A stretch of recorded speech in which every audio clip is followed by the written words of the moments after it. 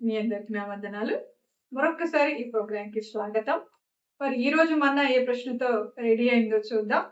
ఏమన్నా ఈసారి ఏం ప్రశ్నతో రెడీ అయి ఉన్నాం? మరి ఈ ఎపిసోడ్ లో ఇప్పుడు 2 ఎపిసోడ్స్ అయ్యాయి.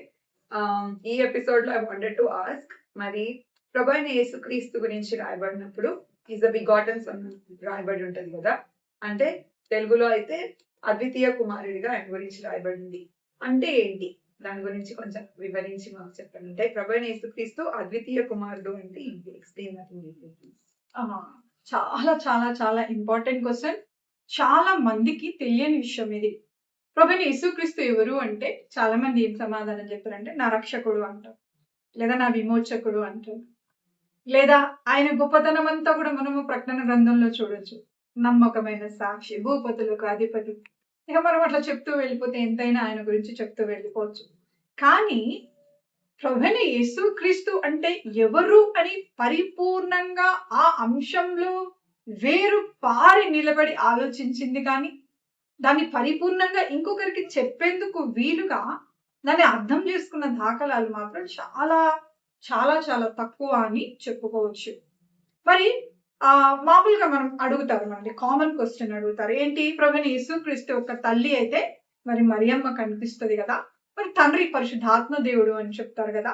మరి ఈ ప్రశ్న క్రైస్తవుల్లో కూడా కొత్తగా వచ్చిన విశ్వాసుల్లో కానివ్వండి, లేదా కొత్త విశ్వాసులు అంటే నేను ఎవరినన్నానంటే ప్రతి ఒక్క రిలీజన్ లో లేదా మతంలో పుట్టుకతోనే వాళ్ళు ఆ మతానికి చెందిన వారే ఉంటారు, ఒక క్రైస్తవంలో మినహాయించి.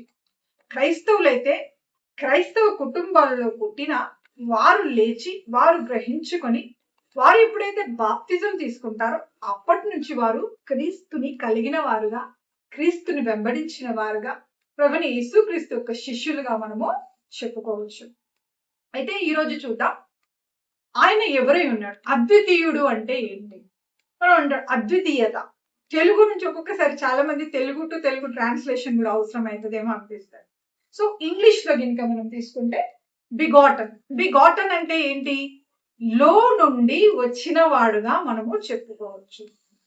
మరి తెలుగులో అయితే అద్వితీయుడు అంటే, తెలుగులో గినక ఆ మాటకి నానార్థాలు గినక తీస్తే లో నుండి వచ్చిన వాడు, లేదా పుట్టుక, లేదా కన్నడము, ఇలా నానా అర్థాలతో అద్వితీయుడు అని కూడా అది చాలా ఒక గొప్ప తీరులో చెప్పాలి అంటే అట్లా చెప్పుకోవచ్చు.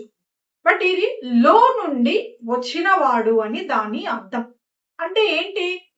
ఇప్పుడు చాలా మంది కూడా అంటారు ప్రభువైన యేసుక్రీస్తు మరి తండ్రి అయిన యెహోవాతో సాటి కాదు, తండ్రి వేరు, ఆయన చాలా గొప్ప దేవుడు, ఈయన మనలాగే మనుషుడు అని ఇట్లా చాలా డిబేట్స్ కూడా మనం చూస్తూ ఉన్నాం ఇప్పుడు ఆన్లైన్ లో.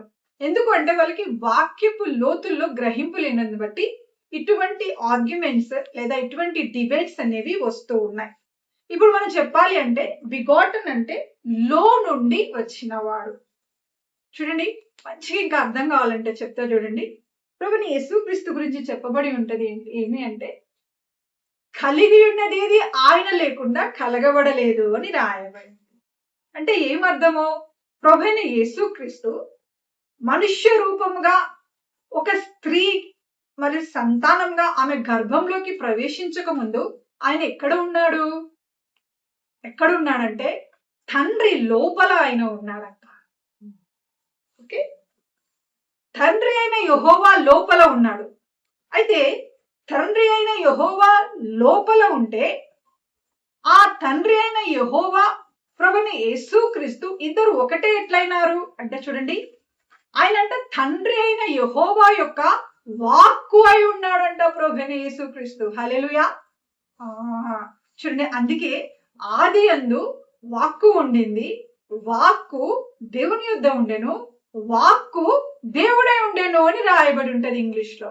అంటే in the beginning there was the word, the word was with God and the word itself is God అని. తెలుగులో అయితే వాక్యము అని ఉంటది. వాక్యము కాదు, వాక్యము అంటే కొన్ని పదాల కలయిక వాక్యం. పదము వాక్కు అంటే సింగిల్ గా మనము తీసుకోవచ్చు. అంటే మనం దాన్ని ఇట్లా చెప్పుకోవచ్చు.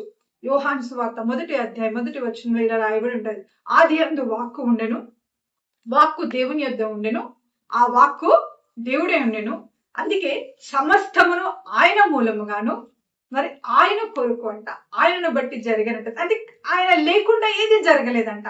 మనకు అర్థమవుతుంది చూడండి. సమస్తమైన ఈ చరాచర సృష్టి అంత అంట దేవుడు తన మాటతో సృష్టించినాడంట. అందుకే చూడండి, ఆ వాక్యమే అంట యోహాను సువార్త 1వ అధ్యాయం నుండి శరీరధారి అంట మన మధ్యన నివసించినాడు అని రాయబడి ఉంటది సుమా. సో ప్రభుని యేసుక్రీస్తు అంటే తండ్రికి వేరుగా కాదు, మరి ప్రభుని యేసుక్రీస్తు అంటే తండ్రికి తక్కువ అని కూడా కాదు. హెబ్రీయులకు రాసిన పత్రికలో కూడా మనం ఇదే చూస్తాం 1వ అధ్యాయంలో. ఆయన అంట మహిమ యొక్క అంటే చాలా స్పష్టంగా రాయబడి ఉంటది. అంటే ఆయన మహిమ యొక్క ఆయన యొక్క తేజస్సు అయి ఉన్నాడంట. అంటే మనకు అర్థం కావాలి అంటే, ఇప్పుడు ఒక టార్చ్ లైట్ మనం పట్టుకున్నాం అనుకోండి. ఒక టార్చ్ లైట్ పట్టుకున్నప్పుడు నేను ఇక్కడ ఒక చాలా పవర్ఫుల్ టార్చ్ లైట్ కనుక నేను ఇక్కడ పట్టుకుంటే దాని కాంతి అనేది ఆ టార్చ్ లైట్ కెపాసిటీని బట్టి అది ఎంత దూరం వరకైనా ఆ వెలుగు రేఖల్ని అది తీసుకొని వెళ్ళగలదు. ఆ వెలుగు రేఖల్ని తీసుకెళ్ళగానే ఆ వెలుగు యొక్క మూలం వచ్చి రూట్ వచ్చి ఈ టార్చ్ లైట్. కాబట్టి ఆయన ఆ వెలుగు రేఖ. ఎందుకు మనం ఆయన్ని భరించలేం, మనం ఆయనని చూడలేం. చూడండి, దేవుణ్ణి చూసిన వాళ్ళు ఎవరు లేరు. మోషేని కూడా కప్పిపెట్టి తన వెనుక పార్శ్వం చూపించినాడంట. ఆయన అసలు ఆ విజిటేషన్ చూస్తేనే చాలా సార్లు తాలుకోలేక పడిపోయినట్టుగా లేఖనాల్లో రాయబడి ఉంటది మనకి.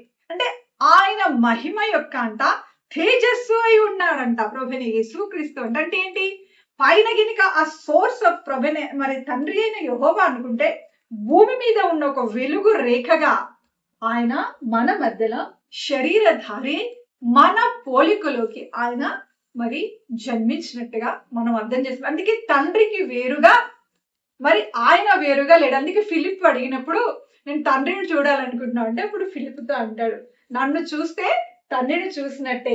అందుకే ఆయన వెలుగే ఉన్నాడంట. చూడండి, అందుకే ఆది ఏందంట మీరు చూడండి, ఆది కాండం 1వ అధ్యాయం చేస్తే ఆయన వెలుగు కమ్మని పలుకగా ఆ ప్రకారం ఆయన అంటే ఆ పలికినది ఆ పలుకు ఏదైతే ఉందో అదే ప్రభువైన యేసుక్రీస్తు అయి ఉన్నాడు. చాలా మంది ఏమంటారంటే మనిషిని అంట దేవుడు మట్టితో సృజించినాడు, మిగతాదంతా మాటతో సృజించినాడు అంటాడు. అది చాలా తప్పు. ఎందుకు ఆ మాట ఎందుకు తప్పు అంటున్నానంటే, కలిగి ఉన్నది ఏది ఆయన లేకుండా కలగబడలేదు అని చాలా స్పష్టంగా రాయబడి ఉన్న తర్వాత మరి మనిషి మానవ జాతి యొక్క మూలమే, మానవ జాతి యొక్క మరి ఆ యొక్క మొదలే ఆయన లేకుండా ఎట్లా జరిగింది? లేదు. మీరు ఆది కాండం 1వ అధ్యాయం చాలా పరీక్షగా మీరు చూస్తే, మన పోలికలో నరుని చేద్దాం రండి అని ఆలు వాక్కుని వారు విడుదల చేస్తున్నారు. అక్కడ మరి ఏకవచనము కాకుండా బహువచనము రాయబడి ఉంటది. ఆ మాట పలికిన తర్వాతనే నేలమంటి నుండి నరుని సృజించి మరి తన పోలికలో మరి మిగతా అంత సృష్టి అంతా కూడాని వేరేదైతే, అందుకే మనుష్య మాంసం వేరు, మృగ మాంసం వేరు, పక్షి మాంసం వేరు అని చెప్పి రాయబడి ఉన్నది కదా. కాబట్టి మనిషి యొక్క పుట్టుక కూడా వాక్కు చేతనే నిర్మితమైనది. అది మాత్రం ఎప్పుడు మర్చిపోకూడదు. కాబట్టి బిగాటన్ అంటే లో నుండి వచ్చినవాడు, అద్వితీయుడు అంటే కూడా అదే అర్థం వస్తది. ఆయన లోపల ప్రభువైన యేసుక్రీస్తు. అందుకే చూడు, చాలా మంది అనుకుంటాడు ఇప్పుడు అంట ఆయన వెళ్ళి కుడి పార్శ్వమున కూర్చున్నాడు అని రాయబడి ఉంటది. చాలా మంది ఏమనుకుంటారంటే ఆయన యేసుక్రీస్తు వెళ్ళి తండ్రి అయిన దేవుని దగ్గర కుడి పార్శ్వంలో మనుష్య రూపంలో కూర్చున్నాడు అనుకుంటారు. లేదు, దానికి ఇంకా చాలా వేరే అర్థం ఉంది. మరి దేవుని చిత్తం అయితే ఇంకెప్పుడైనా ఆ విషయం చెప్పుకుందాం. ఏమన్నా నీ డౌట్ క్లారిఫై అయిందా? ఒక డౌట్ క్లారిఫై అవుతూ అందరికి ఇంకొక డౌట్ స్టార్ట్ అయిందేమో ఇదేంటి అని లాస్ట్ లో. But will talk about that very soon. దాని గురించి మరి తొందరగా నెక్స్ట్ ఎపిసోడ్స్ లో మాట్లాడదాము. ఐ హోప్ ప్రతి ఒక్కరికి అర్థమైందని అనుకుంటున్నాను. ఈ రోజు మరి ఏదైతే అంటే ప్రభువైన యేసుక్రీస్తు ఏ రీతిగా తండ్రి నుండి వేరు కాదు, మరి వాళ్ళు ఏ రీతిగా ఒకటే అయి ఉన్నారు అన్న అంశము, అద్వితీయ కుమారుడు అంటే ఏంటి అనేది స్పష్టంగా ఈరోజు అందరికి క్లారిటీ అనేది వచ్చింది అని ఐ హోప్. అవును, ఇది చాలా మందికి కూడా తెలియని విషయం. నేను చాలా మందిని అడిగి చూశాను కూడా, ప్రభువైన యేసుక్రీస్తు ఎవరు అన్నప్పుడు వాళ్ళు చాలా సగం చాలా మంది కన్ఫ్యూజ్ కూడా అయినప్పుడు మరి ఇది ఏంటి చెప్పండి సిస్టర్ అని అడిగిన వాళ్ళు కూడా ఉన్నారు. ఇది పరిశుద్ధాత్మ ద్వారా మనకి తెలియపరచబడి లేఖనాలలో రాయబడి ఉన్నది. ప్రతి లేఖనము కూడా పరిశుద్ధాత్మ ప్రేరణ చేతనే కలిగిందని మనం నమ్మడం ద్వారా ఇప్పుడు నేను చెప్తున్న ప్రతి మాటకు కూడా వాక్య ఆధారం అనేది ఉన్నది అనే విషయం మీరు మర్చిపోవద్దు. ఆయన యొక్క తత్వము యొక్క మూర్తిమంతము అని ఉంటుంది. తత్వం అంటే ఏంటి? పర్సనాలిటీ అంట. అంటే ఒక వ్యక్తి ఏంటో చూడండి, దేవుడు ప్రేమై ఉన్నాడంట. ఆయన ప్రేమై ఉన్నాడనేది ఆయన తత్వమై ఉన్నది, అంటే ఆయన నేచర్ అయ్యి ఉన్నది. ఆ తత్వం యొక్క మూర్తిమంతం అంట. అంటే ఆ ప్రేమ నడిచి వచ్చింది అంటే అది ప్రభువైన యేసుక్రీస్తు అని అర్థం. ఎంత ధన్యమైన విషయం అనుకుంటున్నారు. అందుకే చాలా మంది పరలోకం వెళ్ళి చూసి వచ్చిన వాళ్ళు చెప్తారు, ప్రభువైన యేసుక్రీస్తుని చూడగానే వాళ్ళకి ఒకటే అర్థమవుతుందంట, ప్రేమై ఉన్నాడు అంటూ. మన తండ్రి అయిన దేవుడు ప్రేమై ఉన్నాడు. దేవుడు మిమ్మల్ని దీవించును గాక. Praise the lord.